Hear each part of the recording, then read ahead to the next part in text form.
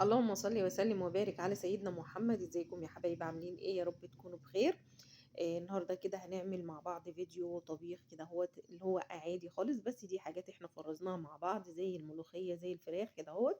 يعني هنعمل بقى الفراخ بتاعتنا، اللي هوريكم الفراخ اللي هي الامهات، اللي هي البيضه. الامهات عامله شوربه حلوه قوي ما شاء الله عليها، الشوربه بتاعتها بتطلع زي الكريمه كده، تقيله كده اهوت، كانك حاطه عليها كريمه، يعني طالعه تقيله وحلوه. هنعمل برضو مع بعض الملوخية اللي احنا فرزناها، هنشوف الكمية برضو هتطلع معانا قد ايه. بس ما تنسونيش بقى باللايك، لو مش مشتركة في القناة شرفيني بالاشتراك. ونبدأ مع بعض ان شاء الله كده. هو بالأول طبخة هنعملها، هنعمل لوبيا كده هوت مع بعض، اللي هي لوبيا ام عين سودا، او اللي هي ام عين سودا مش الفاصوليا. نخرط بس البصلة كده الأول، بنقليها شوية، وبعد كده نحط عليها فصين توم.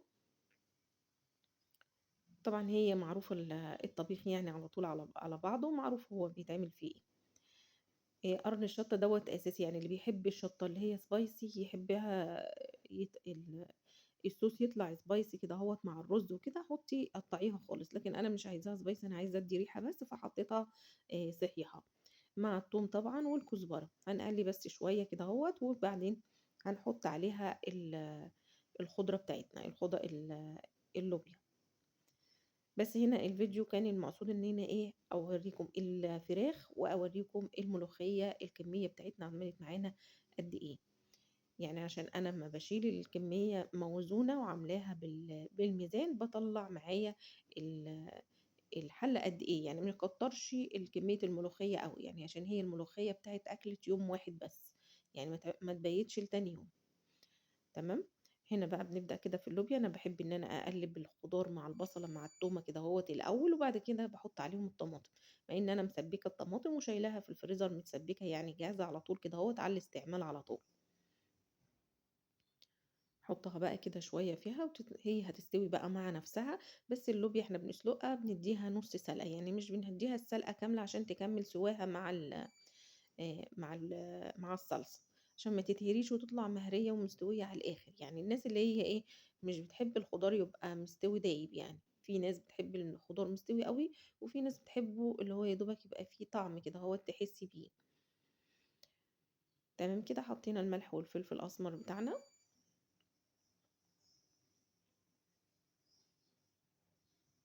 هنبدأ هنا أهو بقى نعمل شوية لسان عصفور، شوربة لسان عصفور جنب الطبيخ بتاعنا. طبعًا عاملين شوربة حلوة، فلازم إيه نستفيد بيها، يعني ناخد إيه نشربها. فالعيال ما بيشربوش شوربة لوحدها كده، شوربة الفراخ حتى بالذات لوحدها كده من غير لسان عصفور لأ ما بيشربوهاش. فإحنا هنعمل كده أهوّة إيه شوربة لسان عصفور كده أهوّة بحاجة كده جديدة، يعني جربتها وطلعت حلوة. يعني اتبقت البصلاية ديّة، فمش هارميها طبعًا ولا هاحطها في الفريزر تعمل ريحة ولا الكلام ده كله. حطيتها كده على الشوربة، واديته معلقة على المكرونة كده وأنا باحمّرها، واديتها معلقة توم، نُص معلقة توم صغيّرة، يعني ما اديتش توم كتير، بيخلّي طعم الشوربة مسكّرة كده ومدّية طعم تسكير حلو يعني. جرّبي الطريقة دي هتعجبكم برضه، يعني هي إيه مش شرط إن أنتِ تعتمديها على طول، بس هي مدّية طعم تسكير كده، مسكّرة البصلاية، مسكّرة الشوربة، مخلّيها إن أنتِ عارفة إيه تشربي شوربة كويسة. خلاص كده لسان العصفور خلّصناها.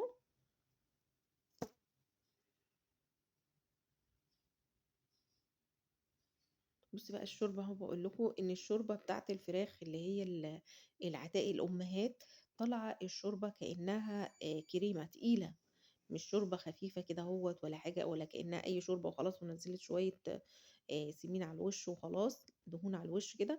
لأ ده هي نزّلت عاملة سميكة كده حلوة. هنا بقى باعمل الملوخية في أصغر حلة خالص في الحِلَل بتاعتي في الطقم كله. حطيت نُصّها من الشوربة طبعًا سخنة، بانزل عليها بالملوخية على طول، ولازم الملوخية تكون فكّة. هنا أنا فكّاها خالص، يعني سِبتها طلّعتها من الفريزر لحد ما فكِّت. ما ينفعش إن أنا أفُك الحاجة وارجع أدخّلها تاني الفريزر، يعني الناس اللي هي بتطلّع وترجع تدخّلها تاني الفريزر لأ، مش بتفقدي فايدة الخضار والطعم كمان. أنا حطيت الشوربة وحيّقتها بالملح، وحطيت لها توم ني، وحطيت لها مكعب مرقة، ممكن مكعب مرقة دوّة بيدّيها طعم مسكّر كده شوية، وممكن تستغني منه عنه على معلقة نُص معلقة سُكّر، بتدّي طعم نفس طعم مرقة الدجاج كدهوّة، بيخلّيها طعمه حلو، للناس اللي هي مش بتحب مرقة الدجاج أو مش بيحبوا طعمها، بس أنا عشان عيالي بيحبوا طعم المرقة في الأكل، فأنا باحب إن أنا أحطّه لهم على طول. بُصّي هنا بقى الكمية بتاعتي عملت قد إيه، عملت حاجة كده هتعمل لها حوالي 4 طُباق كده حلوين، بنفس بالسُمك حلو بتاع الملوخية. اللي أنا حاطاه في الجريل دوّة حطيت مكعبين كده زبدة كبار، وحطيت عليهم حطيت عليها زيت دي عشان هاحمّر الفراخ، لإن الفراخ العتاقي مش بتحب تدخل الفرن ولا الكلام ده كلّه، تحب إن هي تتحمّر على النار عشان الجلد بتاعها جامد شوية سميك أوي، تحمّريها كده على النار عشان تقرمش معاكِ. فطبعًا باحط الزبدة عشان يدّي ريحة كده للتحمير والزيت علشان إيه، يقرمش. الناحية التانية هنا أنا باعمل التومة بتاعة البصلة بتاعة الملوخية. حطيت طبعًا الزبدة وحطيت زيت وحطيت عليها معلقة توم كبيرة.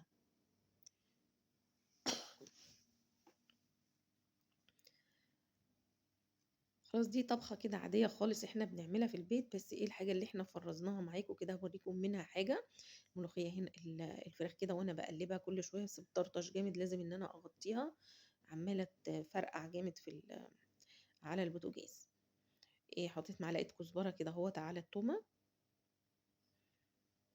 وطبعًا الأكل ده كلّه جنب منّه رُز بالشعرية، ده أساسي. رُز بالشعرية بيبقى حلو أو رُز حبّة وحبّة بتبقى جميلة جدًا، حبّة وحبّة كمان أطعم كمان. وحطيت بقى التومة كدهوّة، بارُش برضه شوية تومة هنا أهوّة وحبّة هنا على الطبيخة على اللوبيا. بس طبعًا عندي الوجبة الرئيسية اللي عيالي بيحبوها وتخلص وتتنسف خالص هي الملوخية. لو حطيت أي نوع خضار لازم الملوخية هي اللي تخلص قبل الخضار يقعد، يعني أي نوع خضار بيقعد إلا الملوخية بتخلص على طول. هنا بنتي جت حمّرت بقى الفراخ هي كمّلت، عشان أنا باحمّرها بقى واطلّعها، لأ هُم لازم يحرقوها كده ويطلّعوا عينها. أنا قاعدة ماسكة لها الطبق أقول لها طلّعي يا بنتي الحاجة سيبيها أمّا أحمّرها، لازم لحد ما حرقت قلبها كده أهو. أدي كده بقى الفراخ بتاعتنا بعد ما حمّرناها، طبعًا الدبوس ده اللي هي الموزة بتاعتها دي يا دوبك لوحدها مناب وكمان مناب بيلكم كمان، يعني هنا باينة إن هي صغيّرة على فكرة جدًا يعني الكاميرا ظالماها. وادي كده بقى بنغرف الوجبة بتاعتنا بالشكل ده، وادي اللوبيا الفاصوليا قصدي، اللوبيا مش عايزين ننسى. وادي الوجبة بتاعتنا، يا رب الفيديو يعجبكم، ما تنسونيش بقى بلايك، ولو مش مشتركين في القناة تشرفوني بالاشتراك، وأشوفكم على خير، سلام عليكم.